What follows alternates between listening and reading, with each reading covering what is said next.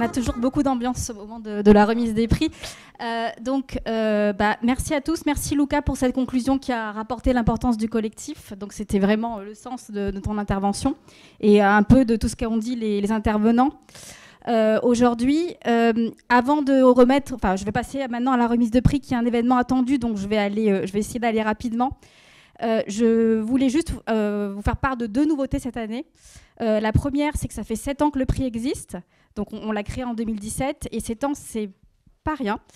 Donc on a accumulé plus de 280 beaux projets depuis cette époque et on en a primé 24. Et en fait, on s'est dit qu'on avait énormément de matière et que ces projets-là, en tout cas, disaient quelque chose sur le système de santé, sur son évolution, sur les grandes tendances. On observe des tendances nouvelles grâce à ces prix. Ils disent aussi des choses sur les préoccupations et les attentes des patients et c'est pourquoi on a décidé de les analyser et l'année prochaine, on aura plaisir à vous partager une analyse des 7 dernières années de prix, donc sans doute au prochain forum patient. La deuxième nouveauté, c'est qu'on a décidé d'augmenter la dotation totale du prix patient de Pfizer. Cette année, on est passé à 31 000 € parce qu'on a conscience que les difficultés financières sont réelles pour tout le monde et notamment pour les associations de patients. Et donc, on a 3 prix à 10 000 sur les catégories classiques et on a aussi créé un prix coup de pouce à 1 000 €. Je vais maintenant passer à la remise. Je voulais avant tout remercier le jury qui prend beaucoup de temps chaque année et qui met tout son cœur pour revoir les 66 projets. Cette année, c'était 66 projets, donc c'est beaucoup. Donc merci beaucoup au jury. Donc, à Jean-Michel Chabot, à Valérie Moulins, mais surtout à Eric Sala et à Razak Elafi qui sont avec nous cet après-midi pour remettre les prix. Et donc, je vais passer à la première catégorie. Donc, c'est la catégorie accompagnement des patients. Donc, je pense qu'il y a un jingle.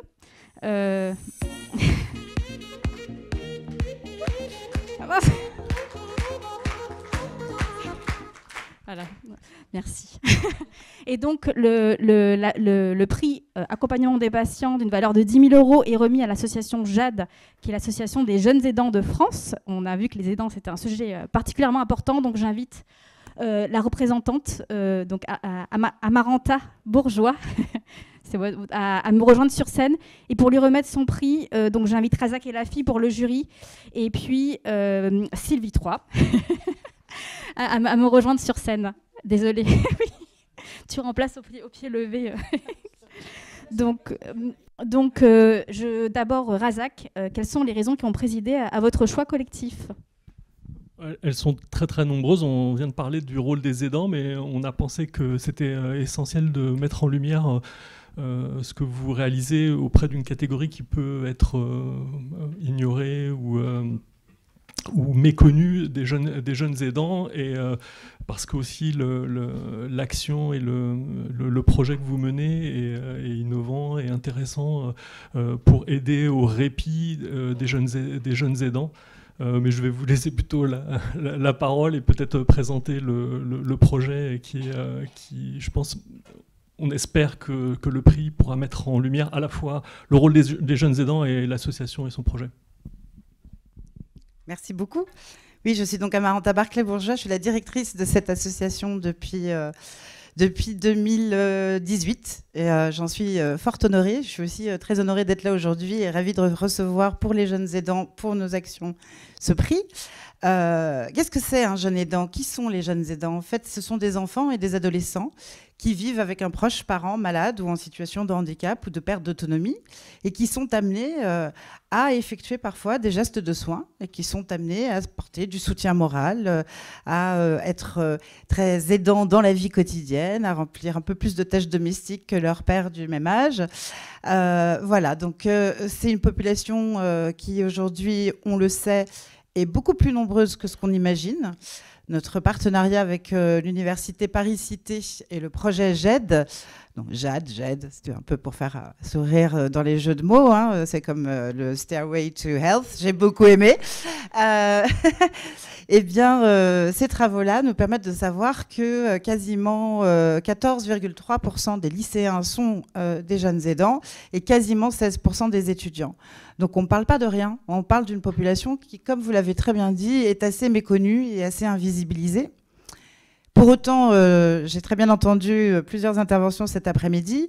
C'est des enfants, des adolescents, des jeunes adultes qui évidemment sont à risque de certaines choses par rapport à leur situation.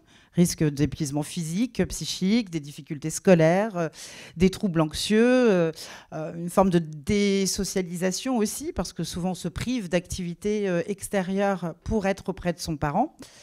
Mais aussi, lorsqu'on est accompagné, lorsqu'on est soutenu, lorsqu'on a un lieu pour poser cette parole et rencontrer d'autres jeunes qui vivent la même chose, eh bien parfois c'est ce qu'on peut appeler, est-ce que monsieur, je ne sais plus son nom et je ne le vois plus dans la salle tout à l'heure, mais les oubliés de la République disaient, sont des vulnérabilités capacitaires. Voilà, à condition qu'on les accompagne au moment où ils en ont le plus besoin. Et c'est ce que nous faisons. Voilà, merci beaucoup. Un mot sur les aidants ou... Je n'ai pas fait partie du sujet, mais clairement, je pense que effectivement, les aidants sont fondamentaux.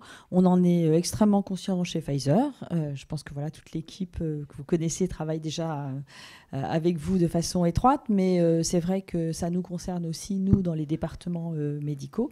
Et je trouve que ce que vous soulignez, c'est-à-dire les jeunes aidants, c'est encore un sujet particulier parce que, comme vous le dites, c'est pas facile de dire qu'on est aidant quand on est adulte et c'est certainement encore plus compliqué quand on est adolescent d'assumer ce rôle et même vis-à-vis de son entourage et de ses copains. Donc je trouve que c'est vraiment fondamental de travailler dans ce champ et bravo pour ce que vous faites.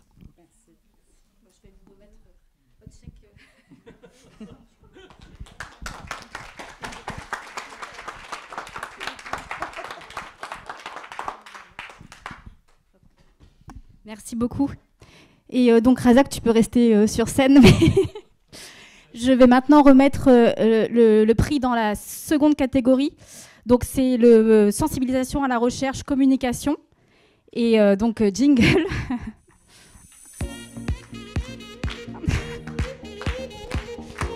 Ça va être très long, hein. Et donc, c'est Drepaker qui a la chance de recevoir ce prix. Donc, j'appelle Anouchka et Myriam sur scène.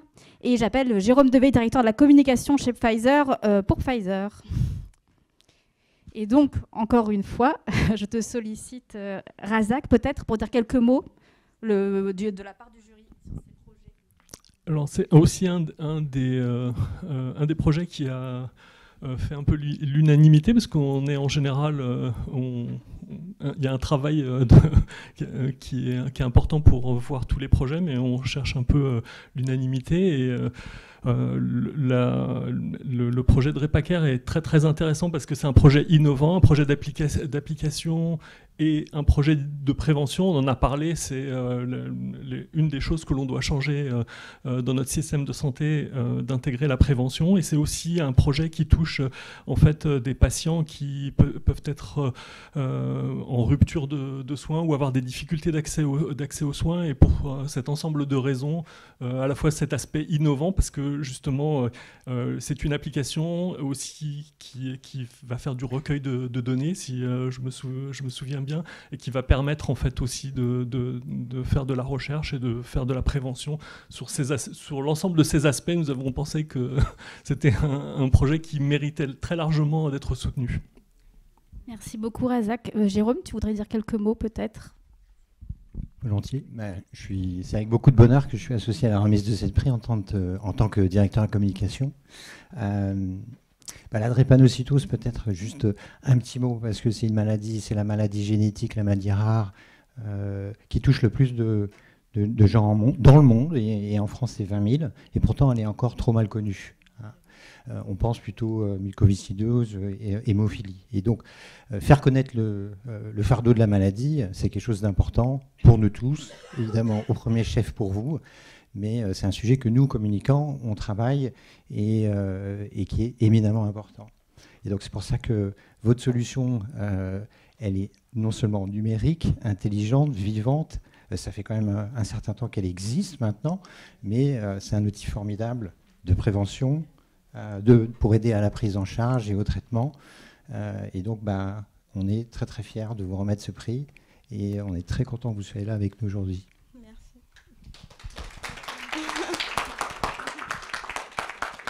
Je vous laisse la parole pour Déjà, on est très heureuse. On pense à Laetitia, notre collègue qui est drépanocytaire, patiente experte, qui n'a pas pu nous rejoindre aujourd'hui. Et du coup, pour parler un peu de Drépacare, c'est une application mobile préventive, informative et de suivi personnalisé à destination des personnes atteintes de la drépanocytose. La drépanocytose, c'est la première maladie génétique en France et malheureusement, elle reste méconnue. Donc, moi, je suis ingénieure en biotechnologie, Myriam est pharmacienne et Laetitia, qui n'est pas présente aujourd'hui, est infirmière. Et on s'est dit en fait que c'était important qu'on puisse utiliser nos ressources pour créer un outil innovant pour accompagner au quotidien les personnes atteintes de la drépanocytose à travers l'information, la prévention et le suivi personnalisé. Je vais faire un complément. J'ai tout dit. Non, en fait, c'est ça. De toute façon, on reprend aussi, on se voit aussi dans tous les sujets, dans les intervenants aussi, ils en parlent aujourd'hui, les parcours de soins, impliquer le patient aussi dans sa prise en charge. Enfin, tout le sujet, à chaque fois, on se dit « Ah oui, on est dedans aussi, on est dedans ». Du coup, on est contente d'avoir le prix aujourd'hui. Voilà, ça nous fait plaisir. Pour compléter, c'est qu'il y a beaucoup de patients dans les Outre-mer aussi. Et en fait, votre appli, elle permet de toucher des patients qui ne seraient pas forcément touchés autrement. Elle fédère beaucoup de patients, donc bravo.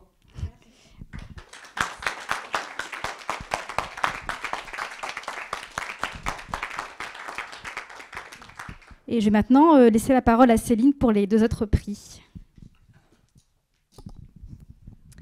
Bonsoir à tous. Donc, nous allons remettre à présent le prix de l'association de patients impliqués dans la recherche et nous avons le plaisir de le remettre à l'association Rénalou représentée par Ronan Jaffre avec Eric Sala, membre du jury, et Luca Molo, notre directeur médical. Et donc, tout d'abord, Eric, pouvez-vous nous dire pourquoi vous avez porté votre choix sur Rénalou ? Alors, c'est encore une décision consensuelle de l'ensemble du jury. Moi, je souhaite mettre en avant le fait que Rénalou fait partie d'une nouvelle génération d'associations qui pousse les combats extrêmement loin, comme l'a été le VIH-Sida pendant des années. Ce qui n'est plus le cas, et Rénalou montre le chemin sur un certain nombre de points. Et en l'occurrence, sur le projet qui est le sien, c'est-à-dire de mettre en place une recherche concernant l'assurance emprunteur et l'impact que les modifications de la loi Lemoine vont apporter dans le parcours de soins des patients, nous a semblé une démarche extrêmement intéressante pour faire avancer le combat de l'ensemble des patients sur toutes les pathologies. Voilà. Merci Eric. Et Luca, que souhaites-tu compléter sur ce choix de projet ? Alors, moi, je suis tout à fait d'accord, parce qu'en fait, déjà, je crois énormément au fait que les associations de patients puissent justement faire de la recherche, récolter des données, et notamment des données en vie réelle, parce que les données en vie réelle sont très importantes pour pouvoir justement avoir la possibilité d'avoir des données objectives pour pouvoir supporter et influencer ces décisions qui pourraient avoir un impact vraiment très important sur tous les patients. L'assurance emprunteur est un vrai problème. Aujourd'hui, on a besoin d'avoir ces informations pour pouvoir obtenir une tarification, des conditions qui soient favorables pour tous les patients dans toutes les conditions. Donc, je trouve ça très bien. Merci à Pfizer pour le soutien sur cette étude qui effectivement porte sur l'assurance emprunteur pour les personnes qui ont un risque aggravé de santé, pour des prêts immobiliers, mais aussi on y pense moins pour des prêts professionnels dans le cadre de reconversion ou d'adaptation aussi de son parcours professionnel lié à la maladie. Et c'est un sujet qui a été historiquement d'ailleurs porté par les associations de patients, porté, impulsé, poussé pour avoir des dispositifs. On pense tous, ou on connaît tous en tout cas le dispositif, la convention AREAS, mais aussi donc la loi Lemoine il y a 2 ans. Et on se rend compte qu'il y a une vraie méconnaissance en fait de ces dispositifs par les personnes qui sont concernées, des dispositifs qui sont complexes, dont les modalités aussi sont pas forcément adaptées ou pas suffisamment adaptées aux besoins d'une population qui est extrêmement précarisée par la maladie. Et du coup, il y avait besoin d'une étude qui sera portée par moi patient, donc vraiment rigoureuse, robuste et surtout construite avec les personnes concernées, pour les personnes concernées. avec le souhait d'étudier leur parcours au pluriel, mais aussi de comprendre leur stratégie d'adaptation, d'évitement parfois, et puis surtout le fardeau que ça représente économiquement, mais aussi humainement pour eux, pour les aidants aussi. On en a beaucoup parlé aujourd'hui. Avec aussi le souhait pour nous d'avoir un maximum de diversité de parcours, donc en incluant aussi et en sollicitant les associations qui sont historiquement extrêmement investies dans ce domaine. Donc je pense au VIH par exemple, au cancer, au diabète, à la mucoviscidose. Et j'en terminerai par là, mais l'idée c'est d'avoir vraiment des données de santé et de vie réelle qui permettent d'avoir des recommandations vraiment concrètes à proposer, et puis de susciter le dialogue aussi avec toutes les parties prenantes, et puis outiller nos politiques et les structures, en tout cas de santé, pour aller justement vers plus d'équité. C'est aussi le principe de cette journée. Et je pense que les associations de patients, justement, ça nous rappelle un peu leur rôle central sur ces différentes évolutions du système de santé, dans le bon sens, bien sûr. Merci, on vous applaudit à nouveau.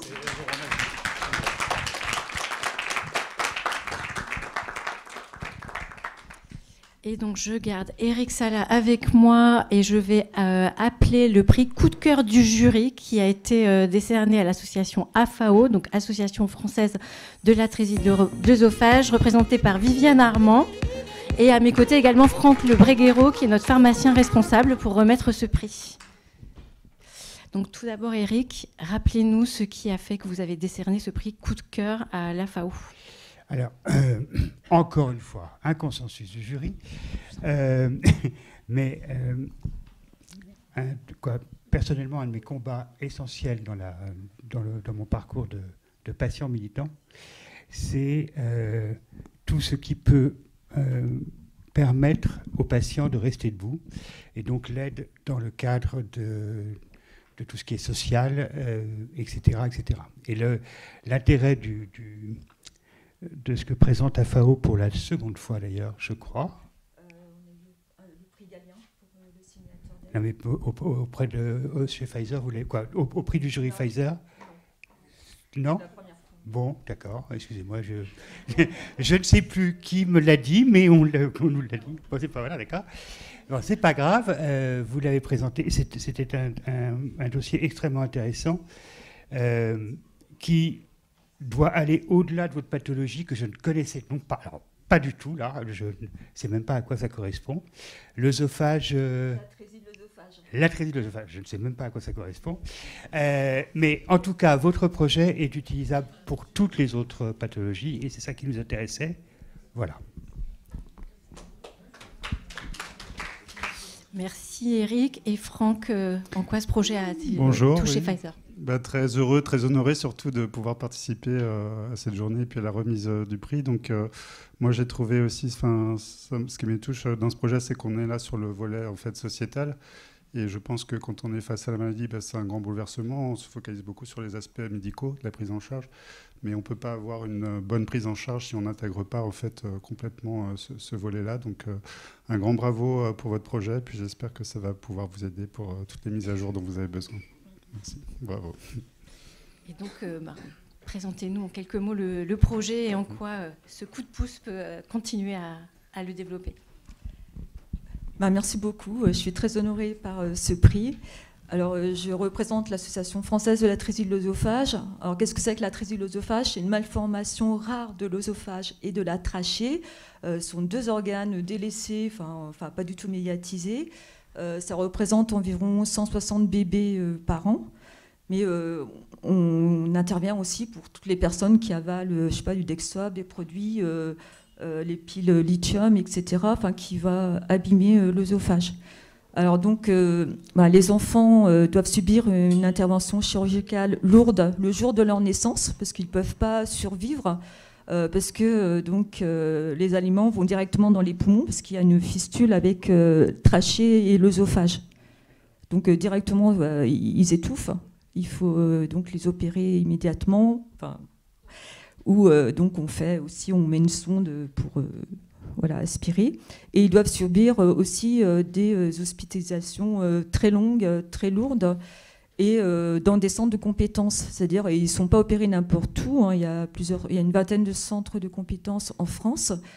Alors, de ce fait, les parents doivent parfois faire des centaines de kilomètres pour aller voir leurs enfants, ce qui a un coût quand même considérable. Ils doivent se loger, il y a les trajets, il y a les autres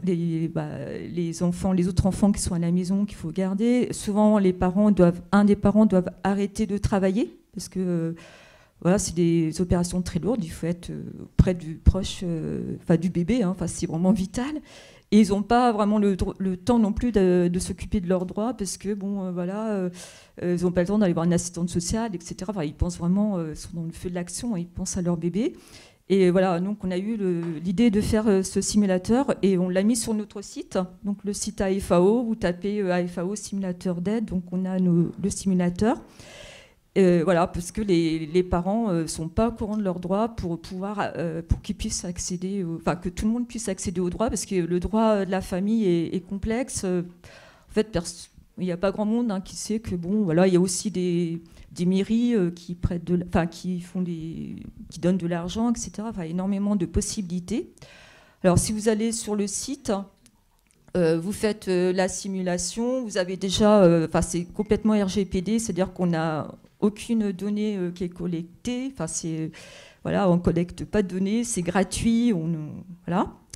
Et vous tombez sur le simulateur et en fonction de la situation des parents, c'est aussi très spécialisé sur l'hospitalisation, en fonction des cas, etc. Ça vous donne un document avec toutes les aides auxquelles on a droit et on peut après retravailler ça avec une assistante sociale, bien sûr, parce que les démarches sont très complexes quand même.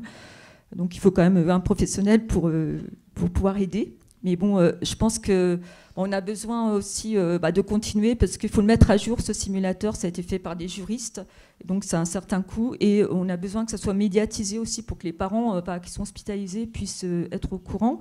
Et donc ça touche plein de pathologies, les personnes qui ont un cancer, les personnes qui ont un accident de la route, voilà, toutes sortes de pathologies. Donc voilà, c'est important qu'on puisse continuer. Et merci donc encore pour ce prix. Bravo.